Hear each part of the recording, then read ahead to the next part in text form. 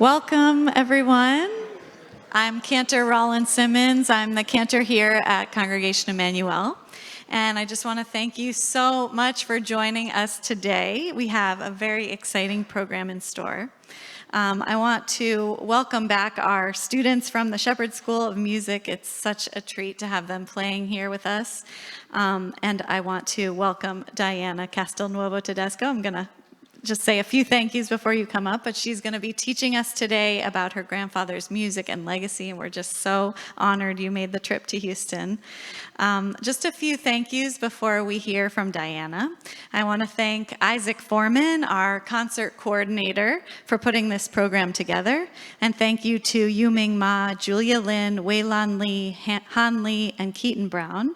I also want to say thank you to Dean Matthew Loden of the Shepherd School for all of your support in these Shepherd School concerts.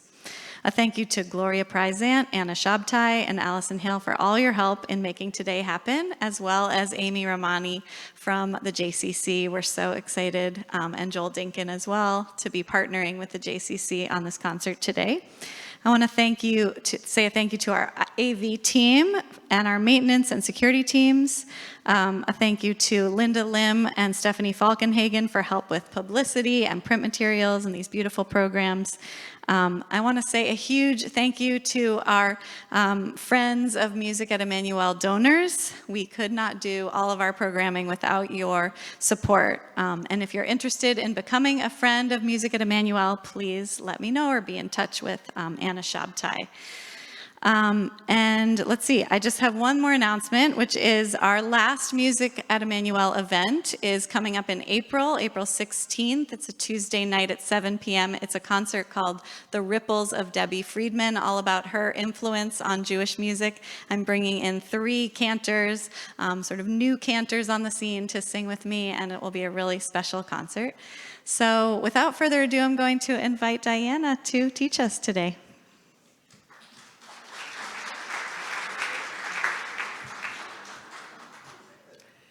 Well, good afternoon, everyone. And I just want to say, first of all, I'm really honored to be with you today and to have a chance to explore together how some 20th century composers expressed their Jewish identity and specifically Sephardic identity through their music and how they adapted it to creative purposes. And first, before we get started, not long thank yous, but I do want to thank Congregation Emmanuel for inviting me and the JCC, so it's really a pleasure. So we first started talking about this event back in the summer, really many months ago. And when we first started with our little creative group going over this the project, we had some pretty spirited discussions about, what is Sephardic sound, what is Sephardic music, and how do we define that for the 20th century, and what are the parameters? And the reality is that it is challenging to define it, because what we do know is that the roots of Sephardic Jewish music go back to medieval Spain, and they go back to and Portugal. And are primarily a vocal music tradition. But with the Spanish Inquisition in 1492 and the Jewish population fleeing to many different countries, be that Turkey, Bulgaria, Greece, Italy, all over the world, over time and over the centuries, those initial traditions became mixed with the local traditions of the countries where the Jews, then moved to. So defining it is challenging, but what we do know is that there are traditions that different composers have pulled out and chosen to explore, and that's what we're going to talk about today. So it's really a sampler, if you will, and hopefully will stimulate even more discussion after the concert and more thoughts on your side. I'm going to focus my remarks primarily on my grandfather, as Cantor Simmons said, who was Mario Castelnuovo Tedesco, because that's what I know best, and tell you really a little bit more about him and his background, and also what all this meant to him. So he was born in Florence, Italy in 1895. So his family was a Sephardic Jewish family. They had come originally from Spain and emigrated to Leghorn, to the, wasn't Italian in those days, Tuscan port of Leghorn, which is otherwise known as Livorno, and had lived in Tuscany for about 400 years. So that was his background. He came to music very early. He started composing at the age of 9.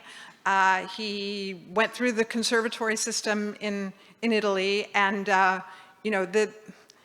Italian culture and Florentine culture were very much a part of who he was as much as Jewish culture. His family was observant, but they were also quite assimilated, which was kind of the way things were in Italy in that period between the unification of Italy and the Second World War. It was very, the Jews had a lot of freedom and were quite assimilated into society.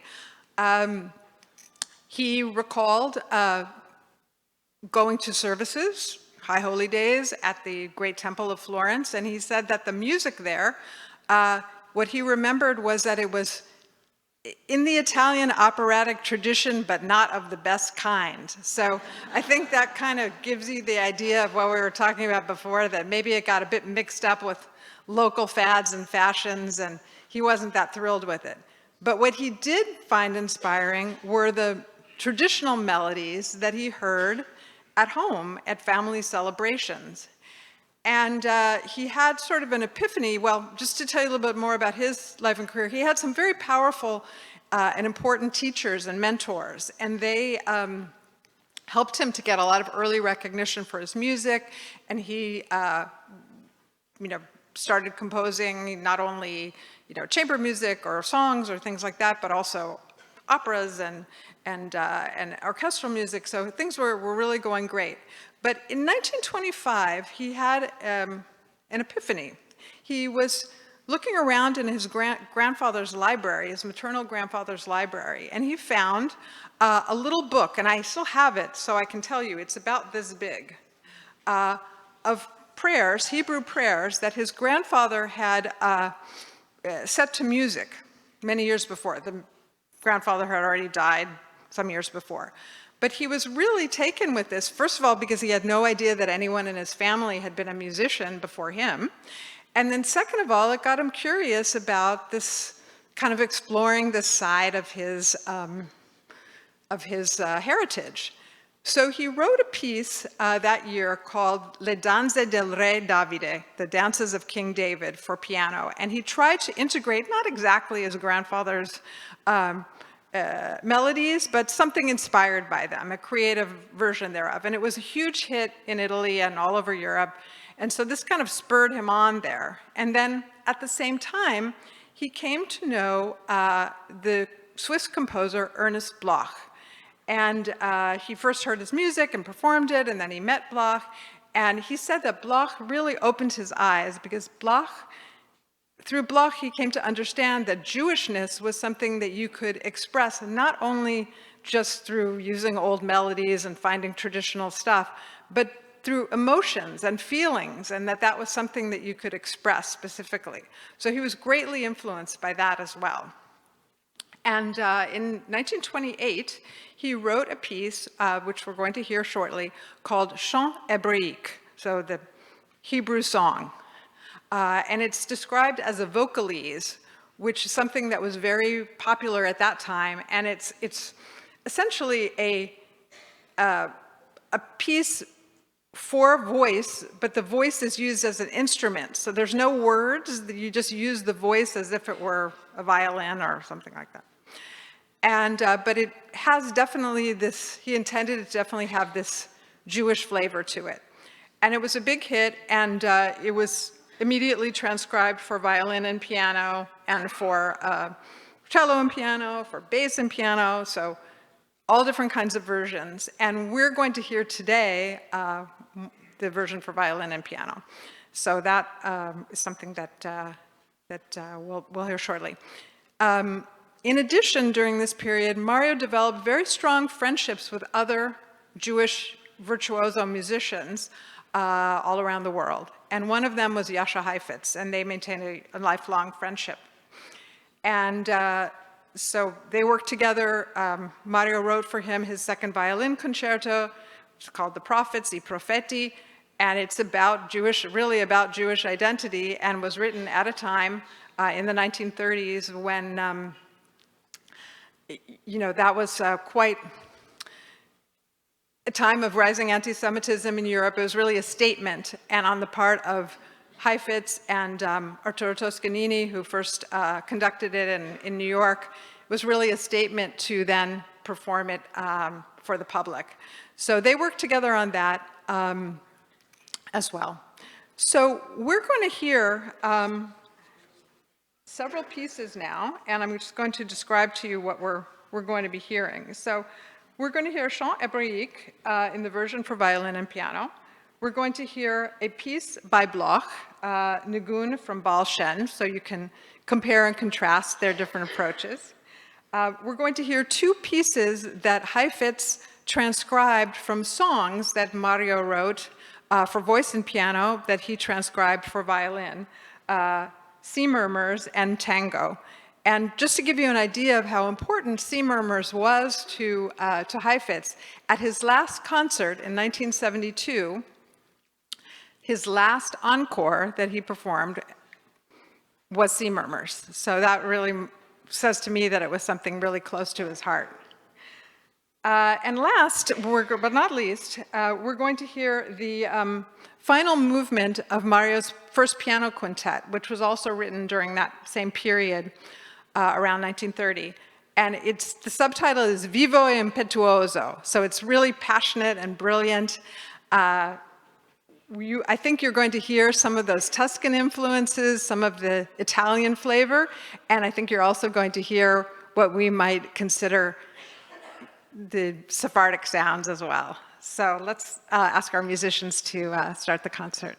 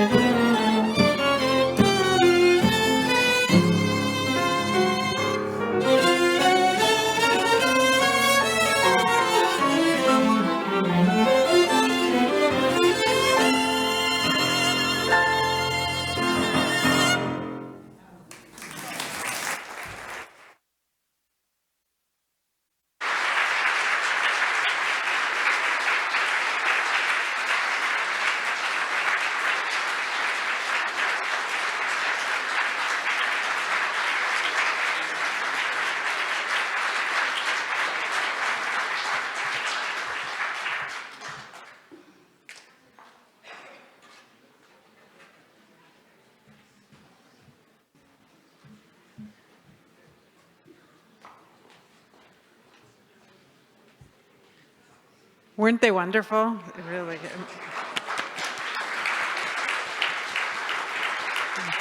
Wonderful to hear that music live for me as well. So just back to the Mario story. As I told you earlier, Mario's career was going great, and he was, his music was being heard not only all over Europe, but in New York and London and everywhere, and everything was going great until it wasn't. So in beginning of 1938, Mario began to hear rumblings about his music being canceled from concerts or from the radio, and particularly a performance of the Prophets, the Jewish-themed concerto. So he began to look into it and ask around, and it seemed like there were sort of informal rules being put in place that music by Jewish composers could no longer be performed, but nothing was put in writing or said out loud. And then in the fall of 1938, the infamous racial laws were promulgated in Italy. So until that time, Mussolini had not really, his level of concern about the Jews had been minimal, and he had just let them live. It's a very small minority in Italy. There were only about 40,000 Jews in Italy at that time. But he set up an alliance with Hitler, and at that point decided to sacrifice them for the sake of his power and moving forward. So these terrible laws were put into place. My grandfather read, and that he would no longer have any civil rights, and more importantly, that his children would be no longer able to attend school.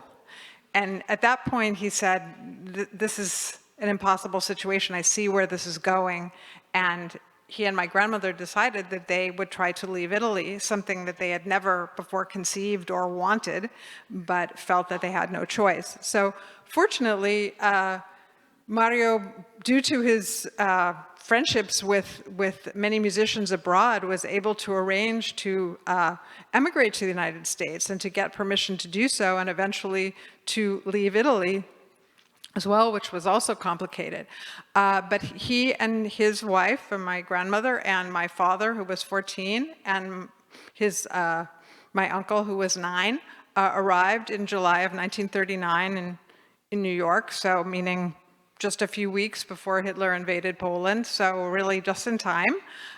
They arrived, and they were very, very grateful and happy to be in the United States, of course, and, felt that for the rest of their lives. And at the same time, it was very wrenching for them. My grandfather left behind his parents, whom he never saw again because they passed away during the wartime. So, and a lot of his extended family remained in Italy. So it was very wrenching for him.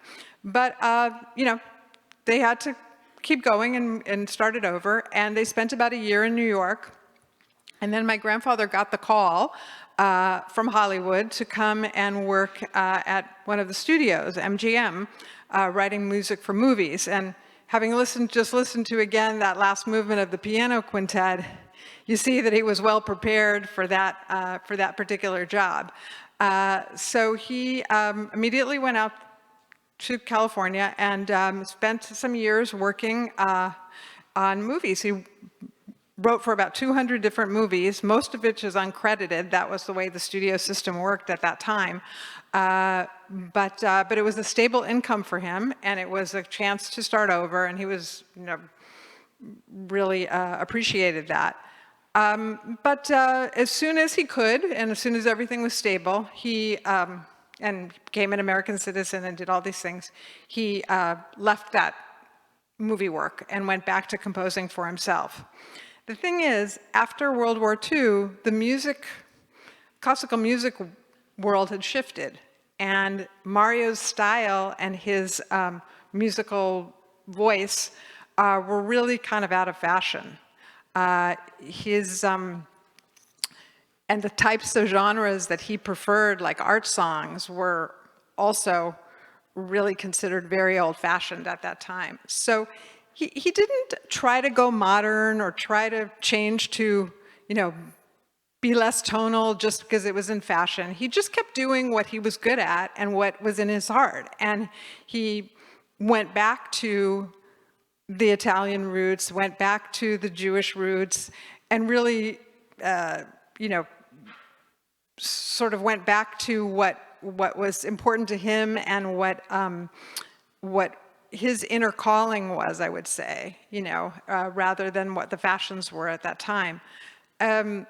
But I don't think that was easy because there wasn't as much recognition for it, and very different from the life he had led before. So in that context, I will just say to you that I feel that the later works are much more filled with this kind of nostalgia, this of the old place and the old time, and that's certainly a lot of what I remember of him from when I was growing up. So we're going to hear in a moment a piece called 3 Sephardic Songs, and they are 3 songs in Ladino, we'll come back to that in a second, which Mario harmonized for voice and piano in a more typical European art song fashion. They were suggested to him by a Yemeni singer and expert in Sephardic music by the name of Bracha Zafira, and she asked him to set these songs.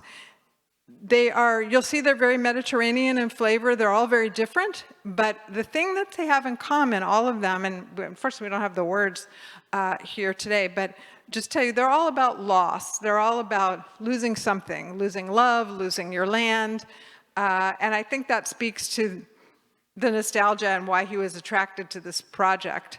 They are the only songs he said in Ladino, which is, of course, this language that is based on ancient Castilian, kind of mixed with some Hebrew, and then got changed around over the years with the diaspora, but that's his contribution to Ladino songs. And then after that, we will hear compositions by two other composers who are his contemporaries, Jewish composers.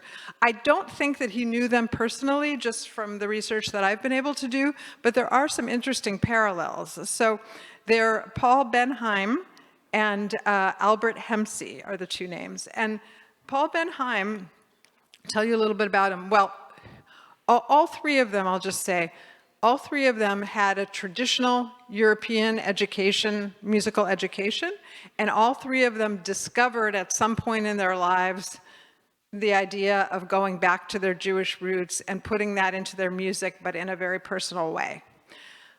So Paul Benheim was born in Germany. His name was Paul Frankenberger, into an assimilated Jewish family in Berlin.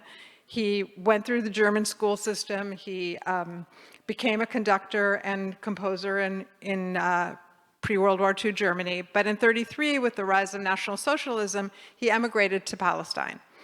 And it was there that he began to explore his Jewish roots more and integrate those into his music.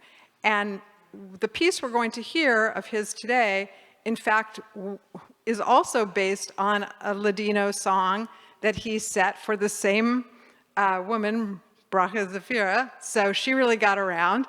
She clearly engaged all the best composers of the time. And he actually worked with her on 35 settings. So they had an extensive collaboration, much more so than with Mario.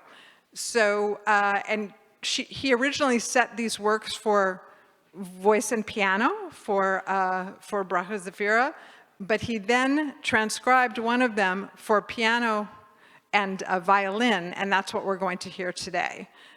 So we have that. And then Hemsey, on the other hand, his story is also interesting. He was from what was then the Ottoman Empire, today Turkey, and he showed so much promise at a young age in his in musical abilities that his teachers sent him off to Milan to the conservatory at a very young age to study there. Unfortunately, World War I started and he was drafted into the Italian army, got wounded, could not continue with his career as desired career as a pianist, but he went full on into composition. He then returned to Turkey, Smyrna, and Rhodes, and eventually got himself to Alexandria in Egypt, which had a flourishing, very multicultural community at that time. And he was head, I think, musical director and choral director for the biggest synagogue in Alexandria. And there he spent 17 years really exploring all of the melodies of the Sephardic Jewish communities across that diaspora. And his approach was much more ethnomusicological, I would say, much more than the other composers we've talked about today. He was really looking at it from a very academic point of view, but then he used what he learned to then create on top of it and make his own compositions. So he continued in Alexandria in Egypt, but then eventually war and conflict got into his life as well, again, because the Jews were expelled from Egypt in 1957, of course, and so he ended up moving to Paris, going to Paris. So all three of these composers that we're talking about in this section, they all had their lives and their careers disrupted by what was going on in the 20th century in terms of persecutions and war, but they all, overcame it and were very creative. So the pieces that we'll hear then, 3 Sephardic songs of Maria Casanova-Tedesco, the Berceuse Sephardite by Paul Benheim, and that is, you're going to hear, it's very romantic, but it has these kind of little Middle Eastern elements that maybe we could describe as Sephardic in it. And berceuse means lullaby, so think of it in terms of a lullaby. And then lastly, the ancient airs from the Coplas Sephardis by Hemsey, and that is a work that he transcribed, again, songs that he transcribed from the original Ladino folk songs, but then transcribing first for piano and later for string quartet. So we'll be hearing the version for string quartet. Thank you.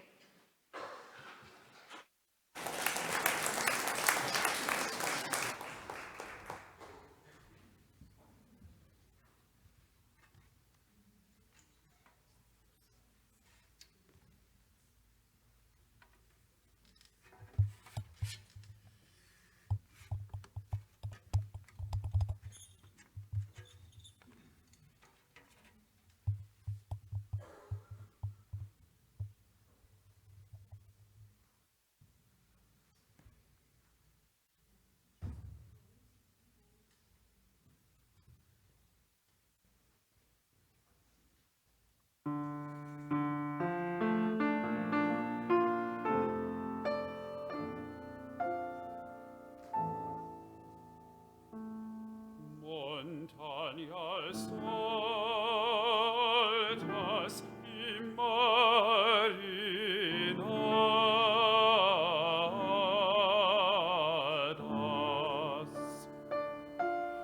llévame donde el mi amor, llévame donde el mi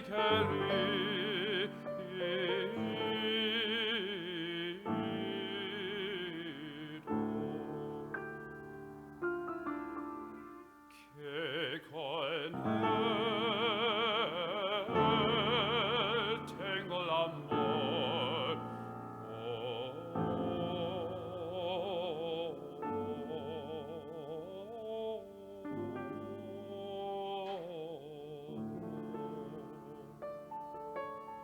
Amame según yo t'amo, mira que me va a morir. Lleva tiempo y viene tiempo, mira que por ti me va a morir. Oh,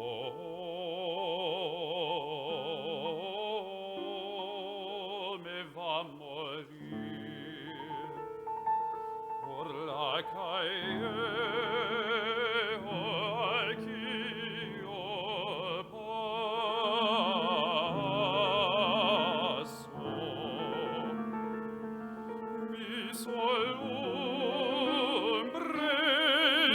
Te verás llorando y sufriendo.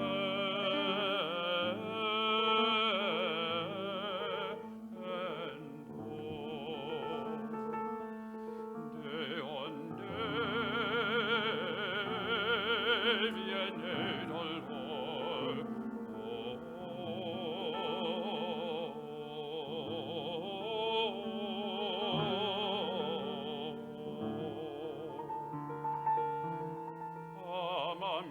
Según yo t'amo, mira que me va a morir. Lleva tiempo y viene tiempo, mira que por ti me va a morir. Oh,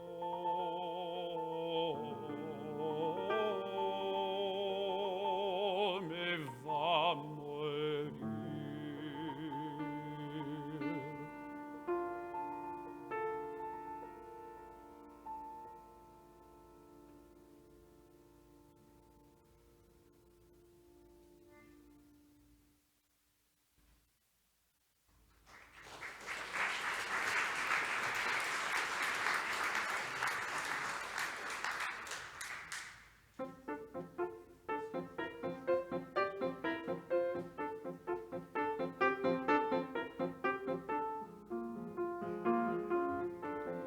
Veni verás, veni verás, veni verás, vi haremos lo amore che tenemos os dos, ben lo gustaremos, lo amore che tenemos os dos, ben lo gustaremos. Árboles lloran por lluvia y montañas por aire, ansí lloran mis ojos por ti, querido amante, ansí lloran mis ojos por ti, querido amante.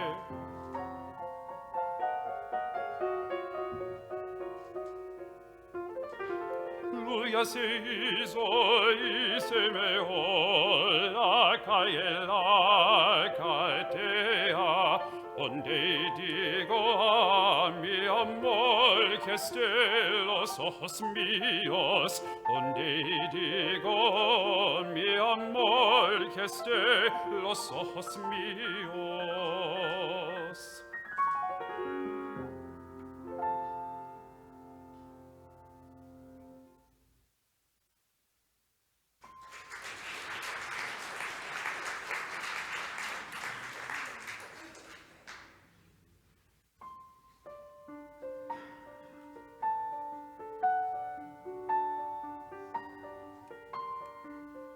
Una noche io me armi por ver vuestros recintados de la puerta abierta y candila matara, taralai, lai, hop, taralai, hoppa, taralai, lai, hoppa. Tu me quieres, yo te quiero, la madre no nos quieres, esta noche que arrego al Dios en la cama taralai, lai, op, taralai, oppa, taralai, lai, oppa.